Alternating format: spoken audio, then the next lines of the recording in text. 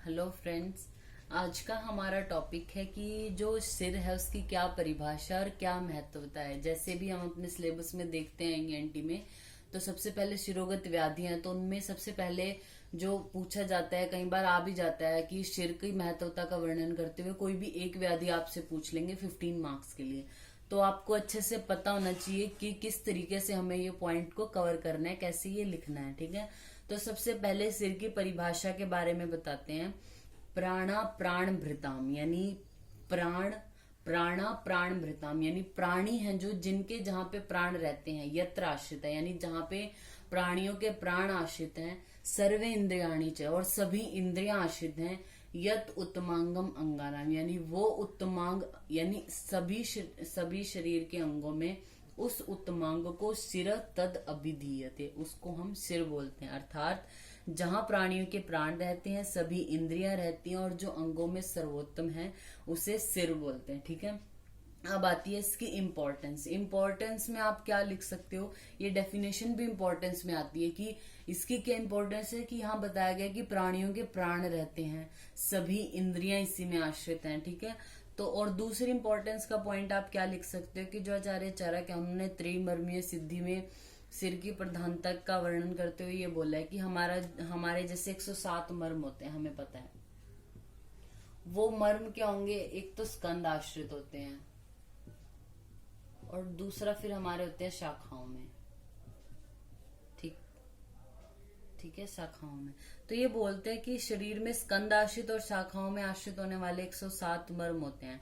इन मर्मों के लिए बोला जाता है कि किसी एक मर्म पे भी आघात हो जाए तो मतलब बहुत पीड़ा होती है, कष्ट अनुभव होता है और कहीं मृत्यु भी हो सकती है पेशेंट की, क्योंकि चेतना धातु इन मर्म स्थानों में विशेष रूप से रहती है। अब वो बोलते हैं कि शाखाओं से भी इम्पोर्टेंट जो होते हैं वो हमारे स्कंद के मर्म होते हैं। शाखाएं यानी हमारे हाथ और पैर के जो मर्म है उनसे भी इम्पोर्टेंट है जो हमारा ये मध्य शरीर है, सिर है प्लस में मध्य शरीर है, वो स्कंद बोला गया है कि उनमें होने वाले जो मर्म है वो शाखाओं से भी ज्यादा इम्पोर्टेंट है। क्यों? क्योंकि शाखाएं भी स्कंद के आश्रित होती हैं। हमारे हाथ पैर भी हमारी मिडिल बॉडी पे लगे हुए हैं ना, उससे ही अटैच है, तो स्कंद वाले जो मर्म है वो ज्यादा इम्पोर्टेंट है। इन स्कंद के मर्मों में भी जो हमारे 3 मर्म बोले गए हैं, त्रिमर्मी यानी 3 मर्म कौन से, हृदय, सिर और बस्ती। ये इन स्कंद के मर्मों में भी ये 3 प्रमुख होते हैं क्योंकि पूरे शरीर का आधार ये 3 मर्म ही होते हैं। तो यहाँ पे इम्पोर्टेंस का पता चल गया कि जो सिर है वो बहुत इम्पोर्टेंट है। यानी मर्म पे अगर यानी जैसे सिर है, ऐसे तो हृदय के बारे में भी बोल सकते हैं, लेकिन अब हम यहाँ सिर की इम्पोर्टेंस बताया तो यहाँ पे बताया गया कि इम्पोर्टेंट मर्मों में हमारे जो वो सिर भी आता है, यानी उस पर अगर आघात हो जाएगा तो प्राणी की मृत्यु हो सकती है। ठीक है, दूसरा पॉइंट ये हो जाता है। फिर तीसरा पॉइंट ये है कि आचार्य चरक बोलते हैं कि सिर में ज्ञानेंद्रियां, इंद्रियों को चेतना देने वाले और प्राणवाह स्रोतस वैसे बंधे होते हैं जैसे सूर्य के साथ उसकी किरणें, सूरज के साथ जैसे उसकी किरणें बंधी होती हैं, उसी प्रकार जो हमारा सिर है उसमें क्या होता है, पूरी ज्ञानेंद्रियां उसी में है हमारी, और इंद्रियों को चेतना देने वाले या जो प्राणवाह स्रोतस है वो भी सारे उसी में बंधे होते हैं।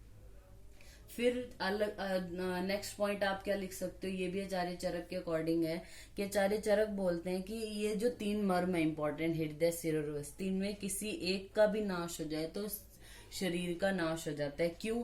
उन्होंने बोला है कि जैसे आश्रय होता है, जो मतलब एक घर है, ठीक है, और उसमें कोई रह रहा है, तो जो आश्रय है हमारा वो हमारा घर है और आश्रय उसमें रहने वाला। ठीक है, तो बोला है कि आश्रय का अगर नाश हो जाएगा यानी मर्मों का भी अगर नाश हो जाएगा यानी शरीर का ही नाश हो जाएगा तो आश्रित का भी नाश हो जाता है। ठीक है, और इनमें अगर किसी में भी आघात लग गया तो बहुत भयंकर व्याधियां उत्पन्न हो जाती हैं, इसलिए मर्मों की हमें रक्षा करनी चाहिए। फिर इम्पोर्टेंस में अगला हम ये श्लोक की फॉर्म में ये लिख सकते हैं, ऊर्ध्व मूल अधः शाखा। ऊर्ध्व मूल यानी जिसकी मूल यानी जड़े ऊपर हैं, अधः शाखा ऋष्य पुरुषम विदु यानी जो ऋषि लोग हैं वो पुरुष को कैसा बोलते हैं, यानी मनुष्य क्या होता है, ऊर्ध्व मूल अधः शाखा वाला। हमें पता है पेड़ की जड़ें नीचे होती हैं, शाखाएं होती हैं जो वो ऊपर होती हैं, लेकिन पुरुष में ऐसा उल्टा होता है, ऊर्ध्व मूल, मूल ऊपर की ओर होती है। मूल यानी यहाँ पे मूल कहने का मतलब हमारा यहाँ पे हम सिर को डिनोट कर रहे हैं मूल से। अधः शाखा यानी पूरा जो पूरी बॉडी है वो शाखा के रूप में होता है, यानी मूल पर ही डिपेंड होती है ना पूरा पेट। तो सिर को ऊर्ध्व मूल अधः शाखा ऋष्य पुरुषम विदु मूल प्रहारणी तस्माद् रोगाच। मूल प्रहारणी मूल पर प्रहार करने वाले यानी सिर में होने वाले रोग जो भी हैं या जिनसे सिर अफेक्टेड हो जाता है, ऐसे रोगों को तस्माद् रोगा शीघ्र तरम जयत, यानी ऐसे रोगों को हमने शीघ्र ही जीतना चाहिए। अब किसी पेड़ की अगर रूट ही खराब हो गई तो वो ऊपर बढ़ ही नहीं पाएगा। तो इसीलिए बोला गया है कि अगर जो पुरुष है वो ऊर्ध्व मूल वाला है तो जो मूल को प्रहार करने वाले रोग हैं उनको हमें बहुत जल्दी ही जीतना चाहिए, ठीक है। यानी इससे भी हमें सिर की इम्पोर्टेंस का पता चलता है। ट्रीटमेंट अगर हम अच्छे से नहीं करते मूल का, यानी मूल में होने वाले रोगों का, यानी सिर में होने वाले रोगों का, तो जो रोगी है उसकी मृत्यु हो सकती है, ठीक है। फिर उसके बाद अगला पॉइंट आप लिख सकते हो कि ये भी आचार्य वाग्भट के अकॉर्डिंग है कि इसमें सभी इंद्रियां प्राणियों के प्राण रहते हैं और अंगों में उत्तम है। उन्होंने भी इसकी डेफिनेशन बताते हुए कहा है ये, और इसकी रक्षा करनी चाहिए। फिर आचार्य चरक ने जो 10 प्राणायतन बताए हैं उनमें भी सिर का वर्णन किया है। दशेव प्राणायतनानि आहु प्राणा येषु प्रतिष्ठिता शंखो मरम त्रयम कंठो। शंख और मरम त्रय यहाँ पे भी क्या है, सिर हृदय और वस्ती है। तो उन्होंने 10 प्राणायतनों में भी सिर को इम्पोर्टेंस दी, यानी सिर को रखा है। तो यानी ये हमारा प्राणायतन है, यानी जिसमें प्राण विशेष रूप से रह रहे हैं, सिर को बोला है।